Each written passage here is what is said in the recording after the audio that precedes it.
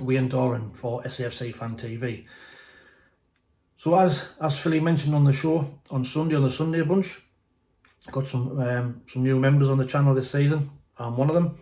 Also some brand new features. This is my feature. It's Wayne's Weekly Roundup. Clue's kind of in the question really. I'm going to be reviewing everything what's going on at the club during the week, leading up to the game on the weekend, reviewing any matches that we've had, any transfers that came in. So everything's kind of in one place for you just to watch on one video in case you've missed stuff during the week. As you can see behind us, as we've changed to a new light blue away strip, this is kind of my favourite light blue away strip just behind us there on the door. I will be getting the new one. I've just ordered mine from the Chinese branch of the club shop, so we'll see what it's like, and there'll be probably just for to check the quality really of what that's like when it gets delivered. So watch out for a video reviewing the Chinese branch top when it comes in a few weeks. So let's get cracking and see what's happened during the week at Sunderland. So Monday kind of wrapped up pre-season. We had a friendly with Hartlepool where kind of our second string were playing. 1-1 draw. You know, it was a good run of the lads, more minutes in the legs. But again, it just highlighted where we need to strengthen certain areas in the team, and Alex Neil touched on that after the game as well. Overall pre-season, kind of a bit of a mixed bag. Alex Neil admitted that himself. We played 6. I think we won 2, drew 1, lost 3. We scored 5 and conceded 7. So amongst the goals we had, I think Ross Stewart got 1, Luke O'Nien scored 1, Trey Hume, Embo, and I think there was an own goal amongst that as well. But all in all, a bit of a mixed bag of pre-season. But again, I don't want to read too much into it. You know, it's about getting minutes in the legs for the lads, getting ready for Sunday. So that was kind of where we were pre-season. Tuesday was the start of a quiet day. Not really much happening. Then out of the blue, we signed Alex Bass, goalkeeper from Portsmouth.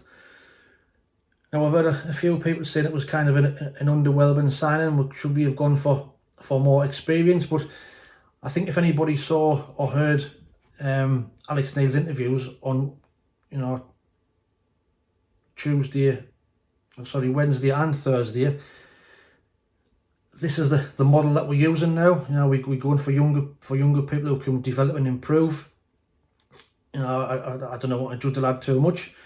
I think we've got to give him a chance, you know, and trust in the recruitment team. But I just think personally, I think it's a good signing. I think it'll help Pato. It'll push them both to want to do better and get in that first team of the season. So, you know, let's give him a chance. He's only 24, he's a young lad, but he's got over 100 appearances, you know, at league level. So, like I say, I'll just watch it and see how it goes. He was on one of Bradford last season, where I think he made something like 21 appearances, I think he did.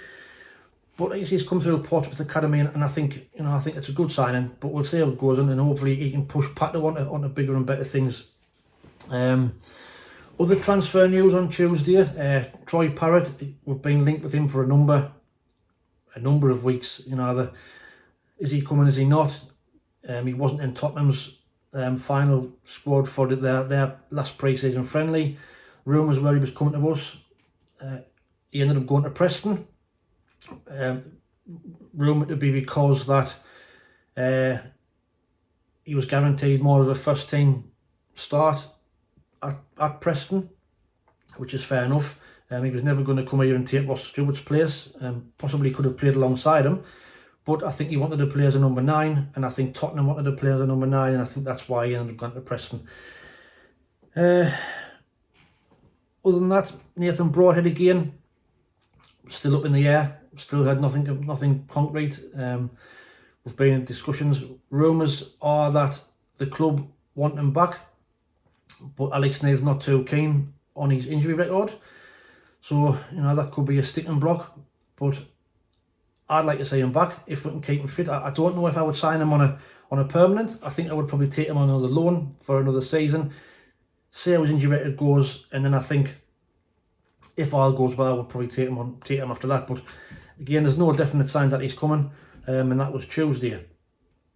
Wednesday, Alex Neil was on BBC Radio Newcastle answering everybody's questions. So, you know, just the main points out, if you didn't, I think everybody will have heard it, but if you didn't hear it, the main points that he kind of touched on was the size of the club. The club's massive. When he got here, the facilities that was here, the training pitch, you know, the stadium, everything is in place for this club to be massive. But what he kind of touched on was the team on the pitch at the time didn't kind of match the facilities and didn't match the surroundings. So he kind of tried to put that right. And one thing that was interesting, which he touched on, is that he tried to get connection back between the fans and the lads on the pitch, because he thought there was a bit of a disconnect there, and there was a few groans and moans which he said didn't help the lads, which, you know, we know what we're like as fans. We're all passionate and we wanted to do well, but at times are we a bit overcritical of lads, you know, the League One players? Are we expecting too much of them? But I think he did a cracking job. I think he got everybody on side, you know, and we had a great run towards the end of the season, only losing one game. So all in all, cracking. What else did he touch on his interview? You know, there was some quite good questions there. I have got some notes here of what was mentioned. So he did mention about Alex Pritchard. So I think there was one fan rang in and asked, you know, what sort of an impact does Alex Pritchard have on the side? And he said he was kind of a fundamental part of our success last season. You know, he took him to Norwich. When he was a Norwich man, he signed him, so he knows all about him. When he was a younger lad, but he's matured since then. Come on leaps and bounds, and, you know, as we all know, he was a focal point. You know, once he was fit and back in the team, we went in that run and the chances he created. So Alex Neil likes him. So again, he's going to be a fundamental part of the team this season. He also confirmed that Corey Evans will be remaining as captain. That was always going to be a no-brainer. He was always going to keep him as captain. He did say we have got other leaders at the club, but, you know, Corey was captain last season and he remained that way. Will he stay fit and be in the side all season? Who knows? But Corey Evans will be remaining as captain.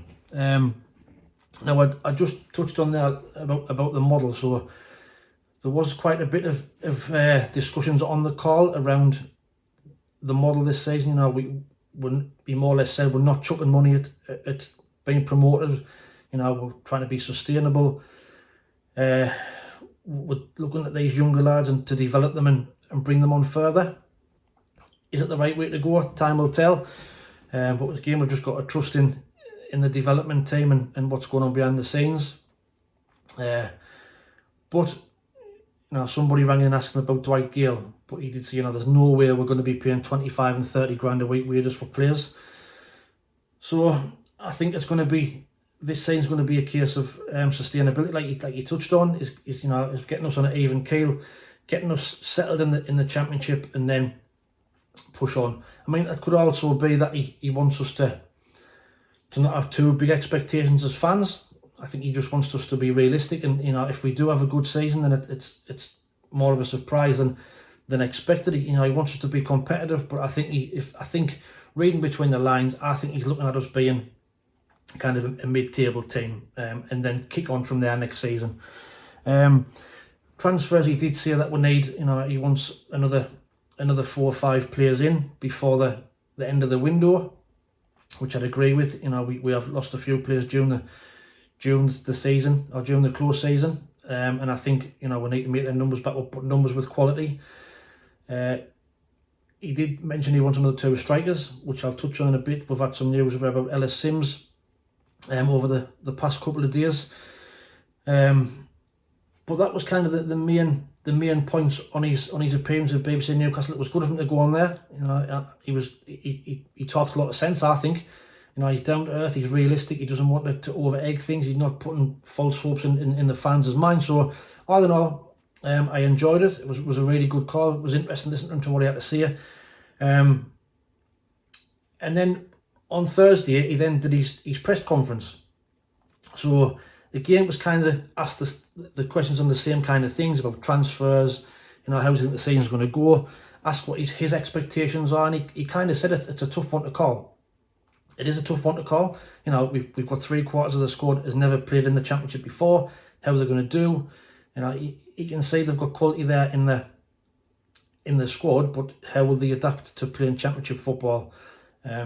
Me personally, I think we'll do okay. I think, you know, we might get a little bit more time on the ball than what we've seen in League One. It's not just kick and rush. You know, some teams do try and get the ball down, which I think will suit us. And I also think teams that will come and attack us will suit us as well. You know, the way we play, catching teams on the break. You know, we've got pace up front with now Clark and Roberts on either side. But we've also got a team that can adapt. He can play 3-5-2, he can play 4-2-3-1. He's got them kind of formations what he can play on, and now he's getting the players in place to play that formation. I think we've now got the nucleus of a squad, and if we can add another 4 or 5 quality signs before the end of the window, I think we'll do all right. He also mentioned that about signs that, you know, there's not too many teams have done too much in the transfer window. You know, Cardiff, I think, and Huddersfield might have signed quite a few players, but, you know, what quality are they? They haven't spent very much money. They're on free transfers, a lot of them, and loans. So the whole transfer market, you know, as we know, it kind of snowballs towards the end. You know, when Premier League players get players in and some of their players go out on loan. Sorry, thirsty work this talking on camera. He's there. So I think we will try and get them quality signs in, but, you know, I think he's a little bit frustrated that he wanted them in sooner rather than later. But, you know, it is what it is. Hopefully we can get through these first few games of the season, a decent start, and we'll take it from there. But overall, that was kind of his press conference. He did mention about the difference between League One and the Championship's a big step up, which we all know. But, you know, it's 4 years since we've seen Championship football. I haven't been keeping that close an eye on Championship. I might watch the odd game on Sky, but I haven't been watching it closely. Been more concentrated on League One. So we'll see how it goes. You know, there's some good teams coming down from the Premier League this season, and who knows? You know, it might be a good start. It might not be. But like I say, we'll still have here, Alex. The good thing is for us is he's got the experience in the Championship. He knows that he's been promoted from the Championship before, so he knows what it takes. He knows what kind of players he wants in, and he did say on the call that he's got the final say on transfers. So just be a case of watch this space and see how we go. Yesterday, like I said, we had Ellis Sims. Apparently, was at the club. Rumours are that he was actually training with the team yesterday. Loan sign from Everton. Now, does that mean Nathan Broadhead's not coming? I don't think so. I think like you said, he wanted 2 signings in. So. But whether it's Nathan Broadhead, we don't know. Ellis Simpson, what I've seen of him, looks decent. He was at Blackpool and then at Hearts, and he scored some goals with them. But he's big, strong. He looks quick, which I think will be a good foil for Ross up front. So, you know, watch this space. He might come in today. He has to sign by 12 o'clock today, Friday, so he can be in the squad for Sunday. So hopefully, you know, we can get him in and get him through the door and get him sorted. And get him on the bench for the weekend if called upon. Now, moving on to Sunday, big kick-off. Can't wait. Absolutely can't wait to be back in that stadium for this first game back in the Championship. Coventry, we know what they're all about. You know, we've had some good matches up here with them in the past. If you remember the 5-4 thrill that we had a few years ago, it was a cracking game. They're a good side. You know, they're like the physical, like to play football, and that's including the fans. You know, they're like a little bit of a fisticuff. So you know, it's be interesting on and off the pitch, I think, at the weekend. But we haven't got that much of a good record against Coventry. You know, I've got some stats here. We've played them 16 times since 1993. We've won 4, drew 6, and lost 6. But interestingly, for anybody who likes your stats, I like my stats. So at home, we've got a decent record with them against them at home. So we've played 8, we've won 4, drew 3, and lost 1. But the last 2, I think we drew 1-1 with them last time we played up here, and then like I said, the season before we got beat 5-4. So would you take a point on Sunday? You know, decent start, wouldn't be a bad result. Yes, we'd like to win, but you know, we have got history with Coventry. if anybody remembers back in the day, I think it was the 1976 season with famously Jimmy Hill, when they had their kick-off delayed for 15 minutes, which then meant, they had to, we got beat, we had to win, but we got beat, which meant they only had to play it with draw, and then we ended up getting relegated. They just played it with draw for the last 15 minutes of the game, I think, and I think from then Sunderland fans haven't forgiven them. Certainly Jimmy Hill wasn't a fan's favourite, shall we say. Their team-wise, they have got 2 ex-Sunderland players in the squad. We know they've just signed Callum Doyle on loan. They've also got Martin Wagon up front, who was with us as a young kid. He left and went on to great things. Really, not great things, but he went and, he's had a decent career. He's played for Rangers. So he hasn't done too bad for himself. Will he come back and haunt us? Let's hope not. But overall, I can't wait for Sunday. I absolutely can't wait. It's going to be a cracking atmosphere. It's going to be absolutely rocking at the Sol. Full house. I'm not sure if the Premier Concourse may be open as well. There's 40,000 going to be there. I just think the atmosphere, the momentum from last season, I think it's going to carry us on to the win. On the Mad Mistakes preview video that he did yesterday, I've gone for the 3-1 win. Might be a bit over optimistic, shall we say, but why not? Let's have a real good go. They say that'd be rocking. The momentum that we had from last season, players will be massively up for it. I know we've had a bit of a mixed bag pre-season, but like I say, I wouldn't read too much into that. I think, it was Alex Neil said that we were getting minutes in the legs, which we've done that. Everybody's had kind of 290 minutes over that period, so let's have a real good go. And I think it's going to be an absolutely cracking atmosphere. One thing what the club have said is, with it being a 12 o'clock kickoff, is to get there early. The main thing is to get there early. We've got a lot of new season ticket holders with new season cards. We don't want any long queues for any issues and anybody missing the kickoff, so that they're advising everybody to get to the ground early.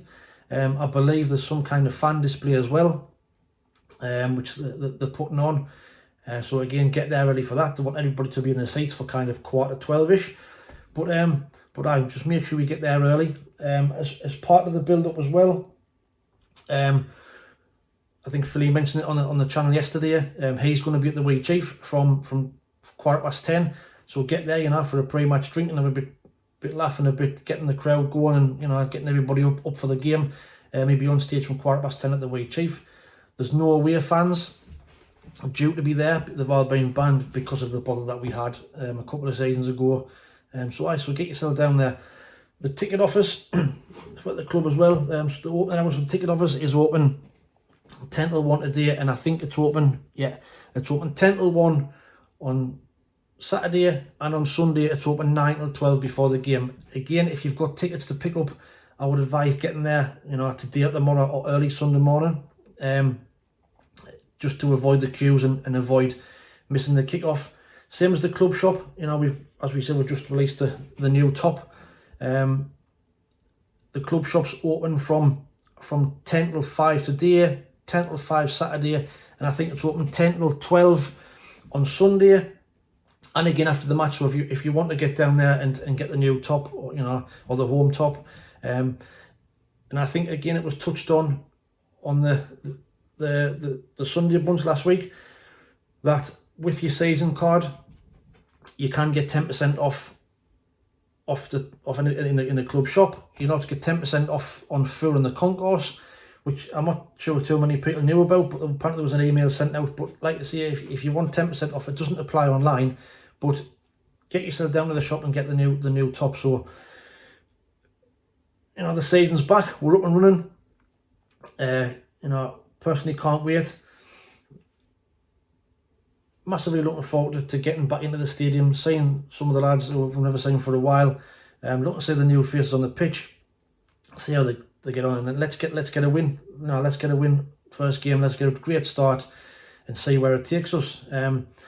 So that's kind of the weekly roundup. Hope you've enjoyed it. I'll be back next week with another exactly the same. Anything that's gone on at the club, transfers, any signs were made, any reaction to matches. The match reaction will be on from Sunday's game. So we'll see how it goes, see how the feature goes. But I hope you've enjoyed it. But like I say, don't forget to get down to the club shop early. It's open Friday, Saturday, Sunday. Your tickets, if you need to be on your tickets, any tickets to pick up, get to the club and get to the club the ticket office early. To avoid disappointment, and get to the game early on Sunday as well. Get there, get in your seat. Let's get ready for kick-off. And also don't forget Wee Philly at the Wee Chief on Sunday morning, 10:15. Please like and subscribe to the channel. It's free to subscribe. Be a massive help and help us out. And just enjoy Sunday.